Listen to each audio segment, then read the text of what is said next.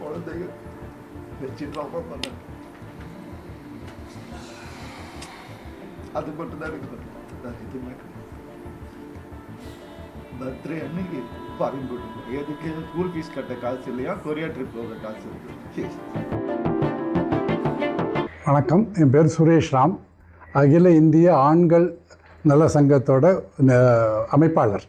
தமிழ்நாடு பொறுப்பு பார்த்துட்ருக்கோம். ஆண்களுக்காக ஒரு ஹெல்ப்லைன் நடத்திட்டுருக்கோம். இப்போ நடிகர் ஜெயத்தோட பிரச்சனையில் அவர் படுற கஷ்டங்களையும் அவர் படுறதையும் நாங்கள் பார்த்துட்ருக்கோம். எங்கள் சங்கம் 2015 வருஷம் ஆரம்பித்தது. இது ஆண்கள் பல விதத்தில் கஷ்டப்படுறாங்க, அதுக்காக அவங்கள நல்லா கேட்கறதுக்கு யாருமே இல்லை அப்படிங்கிறதுக்காக ஆரம்பிக்கப்பட்டது. 2005 நடிகர் பிரசாந்த் இதே மாதிரி ஒரு நிலைமையில் தான் இருந்தார். அவர் எப்படியோ தப்பிச்சு வெளில வந்துட்டார், அவரோட நல்ல நேரம். பட்டு இது இந்த சட்டங்கள் நிறையா இருக்குது. இந்த சட்டத்தினால பல பேர் அவதிப்படுறாங்க. நாட் ஓன்லி நடிகர்கள்னு இல்லை, யார் யார் செலிபிரிட்டிஸ். இப்போ பார்த்திங்கன்னா அரசியலில் இருக்கிறவங்க, அதிகாரத்தில் இருக்கிறவங்க, இது மாதிரி ப்ராமினெண்ட்டாக இருக்கிறவங்க, என்ஆர்ஐ அப்படிங்கிறவங்கெல்லாம் ரொம்ப பாதிக்கப்பட்டிருக்காங்க. இதுக்கு பேசிக்காக எங்கே ஆரம்பிக்குதுன்னா, பல சட்டங்கள் பெண்ணுரிமை அப்படிங்கிற பேரில் பல சட்டங்களை 1984 வருஷத்துலேருந்து ஆரம்பித்து நடத்திட்டுருக்காங்க. பெண்களுக்கு ஆதரவாக சுமார் 44 சட்டம் இருக்குது. ஆண்களுக்குன்னு இது வரைக்கும் ஒரு சட்டம் கூட கிடையாது. பெண்களுக்கு ஒரு அமைப்பு இருக்குது, விமன்ஸ் கமிஷன். ஆண்களுக்கு எதுவும் கிடையாது. இப்போ இந்த ஒரு சூசைட் இதனால் இந்த சட்டங்களால் பாதிக்கப்பட்டு அவமானப்பட்டு இப்போ பார்த்திங்கன்னா தெரியும், இப்போ அவர் சூசைட் பண்ணுற நிலைமையிலேயே இருக்கார். அவர் சொல்லவும் சொல்கிறார், இது மாதிரி நான் என்னை சூசைட் ட்ரை பண்ணுறேன் அப்படிங்கிற அளவுக்கு மனநிலையோட பாதிக்கப்பட்ட மாதிரி இருக்கார். இது மாதிரி ஒருத்தர் இருக்கார், அதுவும் ஒரு ப்ராமினன்ட் பர்சன், ஒரு சாதாரண ஆள் இல்லை அவர். அது மாதிரி ஒருத்தரை தள்ளுற அளவுக்கு தான் இன்றைக்கி சமுதாயத்தில் இருக்குது. இப்போ என்சிஆர்பி டேட்டாவில் எடுத்திங்கன்னா வருஷத்துக்கு 1,70,000 பேர் தற்கொலை பண்ணுறாங்க. அந்த தற்கொலையில் 1,60,000 பேர் ஆண்களும் பசங்களும். இதை சமுதாயம் கண்டுக்கவே இல்லை. இப்போ பார்த்திங்கன்னா இப்போ மிருகத்தில் எடுத்துட்டிங்கன்னா பசு தான் இருக்குது, காளையே கிடையாது. அதே நிலைமை சமுதாயத்தில் ஆண்களுக்கு ஏற்பட போகுது. இதே நிலை தொடர்ந்து இதுதான் நடக்க போகுது. இதை ரொம்ப சிம்பிளாக நம்ம போயிடலாம், கடந்து போயிடலாம்.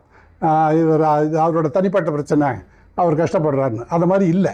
இன்றைக்கி திருமணம் கடந்த உறவு மற்றும் பல பிரச்சனைகள் இருக்குது. ஆண்களுக்கு உண்டான பிரச்சனை என்ன இருக்குதுன்னு அவனுக்கே சொல்ல தெரியாத அளவுக்கு இன்றைக்கி இருக்குது. இப்போ இதை மாதிரி ஒரு செலிபிரிட்டி வரும்போது ஒரு ஊடக வெளிச்சம் கிடைக்கிது. இப்போ ஈவன் நம்ம பிரைம் மினிஸ்டருக்கு அதே பிரச்சனை தான் இருக்குது. இன்றைக்கி இருக்கிற உணவுத்துறை அமைச்சருக்கும் அதே பிரச்சனை தான் இருக்குது. அரசியலில் இருந்தாலும் சரி, இப்போ ஐபிஎஸ் அதிகாரிகள், ஐஏஎஸ் அதிகாரிகள் வரும்னு உங்களுக்கெல்லாம் தெரிஞ்சிருக்கலாம். அது மாதிரி திலகவதி மேடம், அது மாதிரி பல பல பிரச்சனைகள் ஆண்களுக்கு இருக்குது. இந்த ஸ்பெசிஃபிக்காக ஆண்களுக்கு இருக்கிற பிரச்சனையை யாருமே இன்றைக்கி கண்டுக்கிறது இல்லை. இப்போ முதலமைச்சருக்கு அதே பிரச்சனை இருக்குது இன்றைக்கி.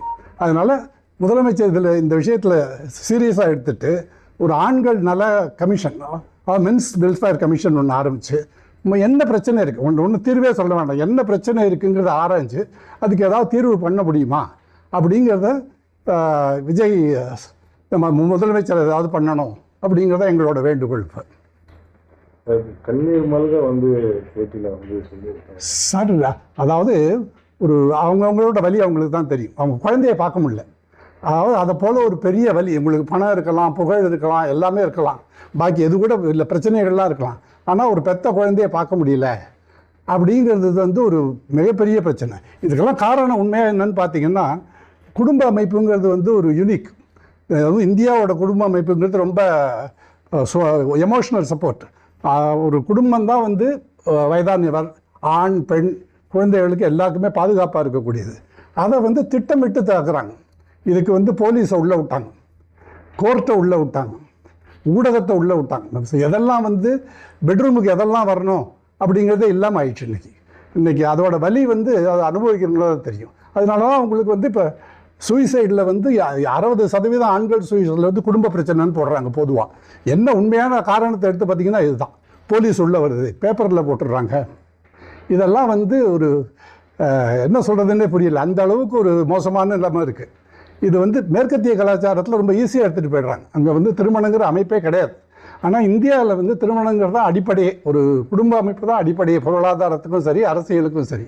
அதை வந்து திட்டமிட்டு ஒழிக்கணும் அப்படிங்கிற எண்ணத்தில் தான் இந்த சட்டங்கள்லாம் கொண்டிருக்காங்க. இந்த பெண்ணியவாதிகள்லாம் அப்படி தான் பண்ணுறாங்க. கம்யூனிஸ்ட்டுக்கு இதில் ஒரு முக்கிய பங்கு உண்டு. அதை வந்து அரசு தான் இன்றைக்கி வந்து ஏதாவது செய்ய முடியும். முக்கியமாக இன்றைக்கி வந்திருக்கிற முதலமைச்சர் இதை கண்டிப்பாக ஏதாவது செய்யணும். நான் இது வந்து ஜெயம் ரவிக்கு வந்துடுச்சு, பிரசாந்துக்கு வந்துடுச்சு, பெரிய ஆளுக்கு வந்துடுச்சுங்கிறது இல்லை. இன்றைக்கி ஒரு ரிக்ஷாக்காரனும் அதே நிலைமையில தான் இருக்காங்க இன்றைக்கி. இப்போ ஆண்கள் வந்து இதுலேருந்து மீண்டு வர்றதுக்கு வந்து என்ன மாதிரியான இதுக்கு வந்து ஆண்களுக்கு முதல்ல சோஷியல் பிரச்சனை இருக்குது, குடும்ப பிரச்சனை இருக்குது, ஹெல்த் பிரச்சனை இருக்குது, ஆஃபீஸில் வேலை செய்கிற பிரச்சனை இருக்குது. இன்றைக்கி அவங்களுக்கு இருக்கிற டென்ஷன், ஹராஸ்மெண்ட்டுங்கிறது, ஆண்களுக்கு ஹராஸ்மெண்ட் இருக்குது, ரோட்டில் ஹராஸ்மெண்ட் இருக்குது.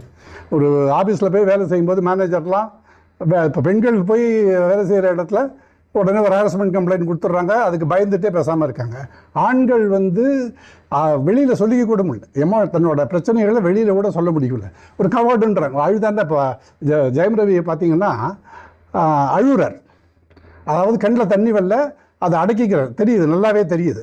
பட் இதே ஒரு பொண்ணாக இருந்தாலும் இத்தனை மாறு தலையிலே அடிச்சுட்டு அழுதுருப்பாங்க. அப்படியே சமுதாயமே இறக்கம் காட்டும். அது மாதிரி சமுதாயத்தில் வந்து இன்றைக்கி ஒரு அவேர்னஸே இல்லை.